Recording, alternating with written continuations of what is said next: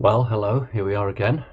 Um, it's the 23rd of March, a Monday, and we're hoping this will go out sometime today.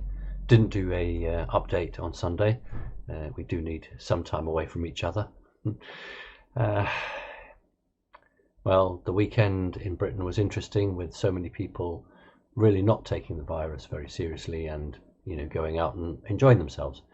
The problem with this is that, regardless of whether that's right or wrong, the government has firmly put the ball in the people's court by saying, if you don't do what we request or ask of you, then we'll force it through. And that's the problem, that if people don't social distance 2 meters, 2 yards from each other, then the government's got, as it sees it, absolutely every reason to say, well, you can't do it, so we'll force the issue. You can expect all parks and gardens and ornamental places in the London area to be closed.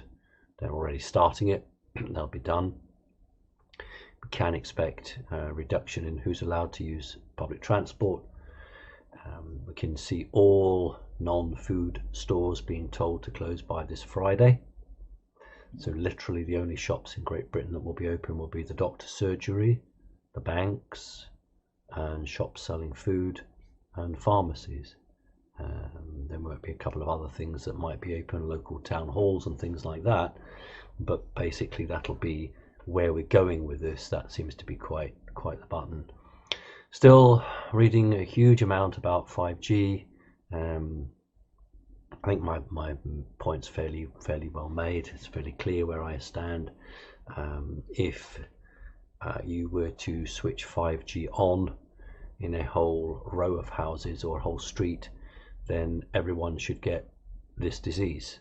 But that's not what's happening, because it's a virus. It is a virus that's been transmitted. That's why people are catching it from each other. They're not catching it from an antenna or an aerial. If you turn 5G on and you bathe 500 people with it, well, then you'd expect 500 people to show the symptoms, or 450. But what's happening is you're getting 3 or 4 in that group. That's because it's a virus. It's a virus created in a test tube, and it passes just like the common cold does, or like the flu does. Anyway, that's my point. A few interesting things that have occurred up. Harvey Weinstein, he was convicted of sexual assault and sent to prison. Surprise, surprise, has developed the virus. So don't be overly surprised if it's announced that he's dead from the virus and suddenly his body is spirited away. So it's very interesting that he has been reported to have the virus. That's a very useful mechanism for somebody then to say that he died and then he was got rid of, when in reality they'll just give him a new name and plastic surgery and all the rest of it. I mean, he could well have the virus. He did stop off in a New York prison on his way, so it's conceivable that he could have got it. But it's also conceivable that if people are looking for a way out here, then that's an interesting point. Reporting that New York governor has been successful in lobbying the president for the National Guard. The National Guard are going to be deployed to New York, also California and one other state, and they're going to provide medical facilities, just as I saw on the M1 in Great Britain a few weeks back now, a great convoy of lorries, and people were just telling me, oh, there's nothing special in that, that's normal. But I have enough experience to know the difference between standard troop movements and a medical facility being moved up the road. And that's what was being moved up the M1. It was a medical facility. And so it's interesting that in America, the National Guard are providing 1,000 emergency beds in a makeshift hospital. That will actually be using sports halls, arenas, and their own tented environment. They won't just be delivering supplies and food, they will actually be providing service.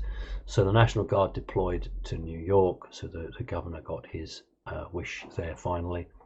and California and elsewhere. And that's very interesting, because when the military become involved, it's usually a sign that the civilian sector is not going to cope. Now in Great Britain, that's already occurred. You may not have picked up the news, but 1.5 million vulnerable people are basically being told, you've got to stay indoors for 12 weeks, and to make life easier for you, we're going to deliver you food. And in many cases, the British Army are going to deliver that food to your door. For those people who are very vulnerable in Britain, don't have anyone to look after them, these food parcels will be free, paid for by the state, by the government. They'll be very basic, I think, but at least they'll be there for people who just don't have the ability to either get out themselves or have someone to look after them.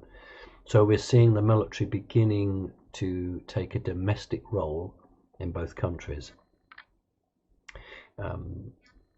The Prime Minister's questions at the conference he does, there was a very interesting journalist who asked him a question and said, Prime Minister, you've consistently said that Great Britain is about 2 weeks or so behind the Italian model.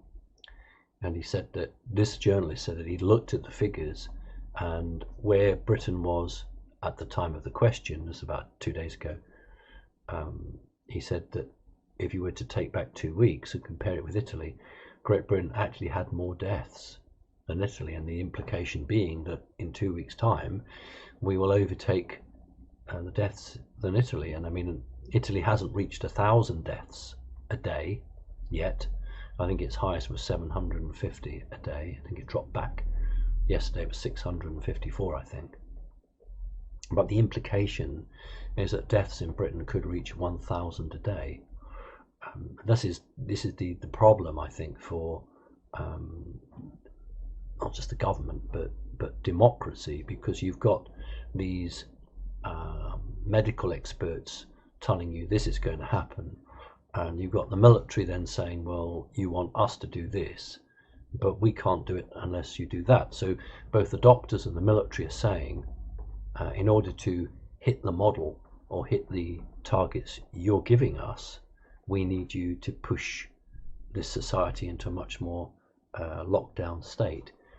And it's interesting that in Great Britain, the opposition party, the Labour Party, which is usually the party of freedom, anti the establishment, is actually calling on the government to take more stringent measures. I never thought in my lifetime that I would ever see that, where the Labour Party is actually calling on the government to reduce the human rights of the British population. I think that's just shows you what strange times we're living in.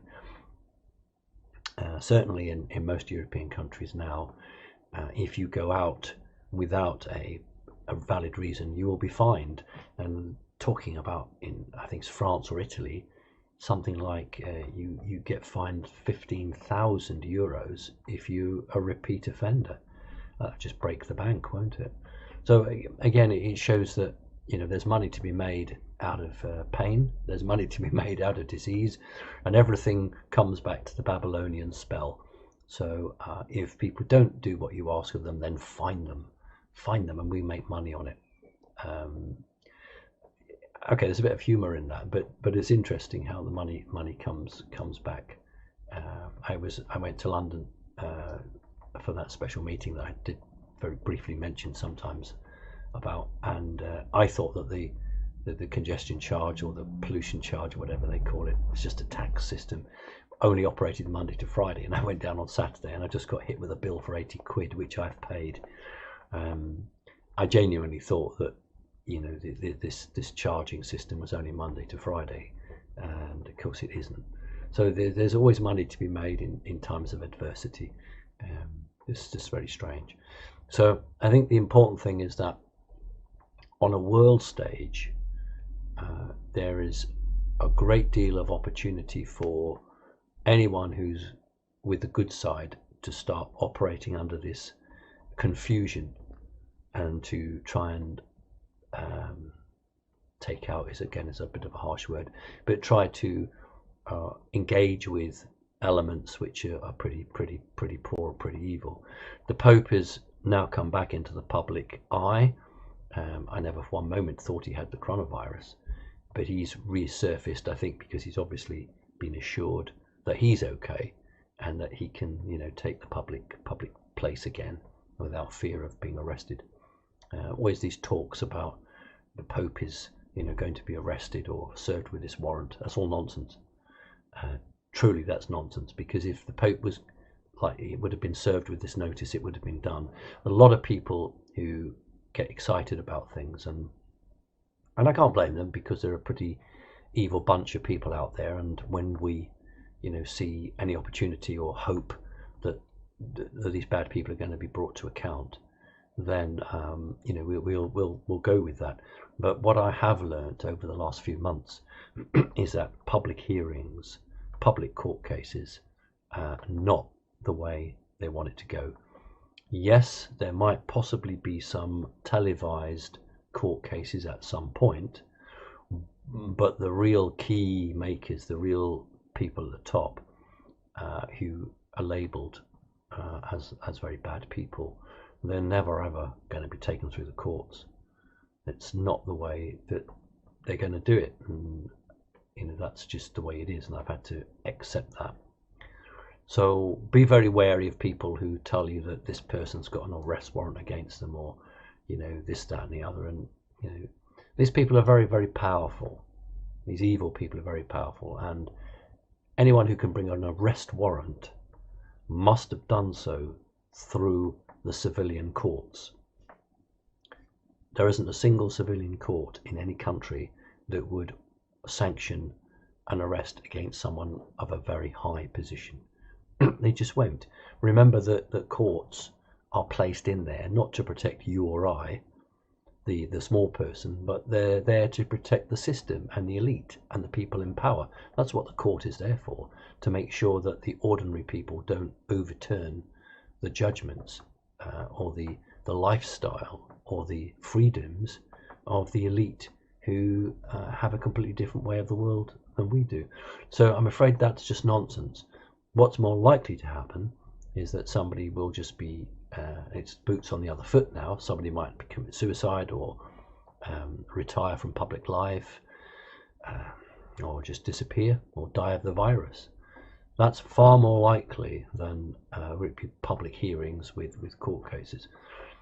So it's very difficult then for those of us who are seeking the truth to try to pick up when this is occurring. If there's no public confirmation of this, we can only go by what we're hearing privately, and so it's nigh on impossible for anyone to ratify it, to check it out. All we would get perhaps is that individual's disappeared. Now if that happens, that's good enough evidence.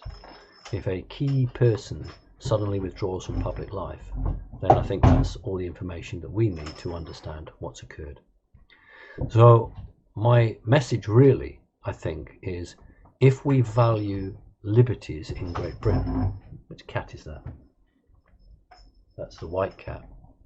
If the whole thing falls down, we've done it already once, he's had everything off the table. If we really value the liberties, and we don't want the system, the state, to have any excuse to go in and take away our freedoms, as little as they are, then we better practice this social distancing. We better go out and just keep distance. If we don't act in a reasonable way, then we are just playing into the hands of those who are pushing for martial law. Now, martial law in this instance might be great, because it might give the good guys the time to run around and do what they need to do. But we've got to trade that off against the system's understanding of what they gain out of it. In other words, if we are all put into some sort of martial law for 12 weeks, it might be very tempting at the end of that 12 weeks to extend it and extend it and extend it. So let's not give them that opportunity. Let us be much more sensible. Now, the other aspect I want to talk about, supermarkets in Great Britain, and it's all mostly about Britain, because why not? Talk about America a lot. The problem with Great Britain is that we tend to react very quickly. That's what British people do. They come up with a good idea, they react on it. And so at the moment, most supermarkets between 9 o'clock and 10 o'clock in the morning, or 8 o'clock and 9 o'clock, have been opening for senior people, retired people, old people, vulnerable people. But they've also been letting in the police, the doctors, the nurses. And what's happening is that nurses are working with these patients, and then they're going in the morning or what have you, into these supermarkets with 70, 80, 90-year-old frail people. And if one of those nurses has got the virus, which is highly likely, they're going to pass it to the very group of people that they're supposed to be protecting. So the government needs to step in, and I would suggest that all nurses are given priority for home delivery. In other words, if you're a nurse or doctor, you should have priority, and there's ways of checking it because you'll have an identity card from the hospital you work at. Which cat is that? Ah, that's the kitten cat, Eric. If you have you're a legitimate emergency worker, then the supermarket should be delivering to your door. You shouldn't have to go out, for goodness sake. If you've been doing 12-hour shifts trying to save lives, and you've then got to fight your way through half-empty shelves of the supermarket, what's that all about? So, this is where we're not very good as a nation at joining the dots up. It's very easy for a fascist state or a communist state. That's why China did so remarkably well, because they just went in and imposed their will, and the public just shrugged their shoulders and took it. Now, in democracies, they're not so good at doing it. So really, the emergency workers should be receiving their food to the door. They don't need to then go out to the supermarket, because many of these hospital workers are going to have this virus. I have a case at the moment in Britain of a mum, a nurse of 3 children, 36 years old, been working in hospital for 15 years and is seriously ill with it. And of course, Britain declared its youngest death from the virus, 18-year-old. So it is serious. It is a virus that's spread, and as unfortunately and sadly as it spreads, more and more people will know of somebody who's contracted it and has got it. Well, please try and refrain from going to parties, groups. Just be more sensible. Do not give the government the excuse it needs to say nobody out of the house unless you've got a piece of paper saying you can go out. That's not the way the British people are. We're not like that. We are an island. We're very incredibly proud, very resilient. And even during the Second World War, nobody did that to us. The only time anyone did it was Adolf Hitler, and that was because aeroplanes were dropping bombs on us. So we would go and hide in the house, and when the bombs finished falling, we'd come out again. This is peacetime, and we're looking at the situation where we are told to stay in our houses and a curfew being put on. So let's not give the government the opportunity to do that. All right, that's it so far. This is the lull before the storm time. This week is the crisis moment. I know the doctors and politicians aren't telling you that. I'm telling you this. This is the week where we will see what happens to the number of infected cases and the number of deaths. Now, if they shoot up dramatically, then we can expect a lot more bureaucracy on top of us. If this curve, this graph as they're calling it, is much more gentle, then you'll see the government easing off quite considerably. I think most of you in Great Britain have seen a huge increase in police officers on the street. I can't go out. I don't go out much, but when I go to the supermarket, what have you, there are police officers nearly everywhere. And the reason for that is they're worried about looting. It won't be long before somebody drives a digger through a supermarket to raid the shelves, not just to steal cash machines, but to actually start stealing from the shelves. And that is a real possibility if the situation deteriorates. Okay, that's it. Speak to you tomorrow. Take care. Bye-bye.